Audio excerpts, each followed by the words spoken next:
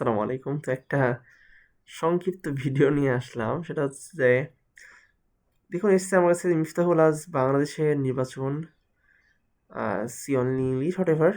তো এখানে লেখা আছে নির্বাচনী তথ্য দেখুন। আমি এখানে ক্লিক করলাম। ক্লিক করার পরে দেখেন একটা সুন্দর আমার কাছে আসলো যে 500 internal server error NGINX। So দুঃখিত, একটু অসুস্থ। অ্যান্ড দেখি আসলে কি অবস্থা। আমি এন্টার চাপ দেই, তো এবার কিন্তু ঠিকই আসলো। তো আগের বার যখন এটা ক্লিক করছিলাম তখন কিন্তু আসছিল না। হঠাৎ আর 57 মিনিট বাকি আছে নির্বাচন শুরু হওয়ার। অ্যান্ড এখন ভোটার নিবন্ধন, তারপর নির্বাচনের আইন ও বিধি বিভিন্ন জিনিসপাতি দিয়ে রেখে দিয়েছে। তারপর ভোটার তালিকা মনে দেখা যাবে নাকি কে জানে।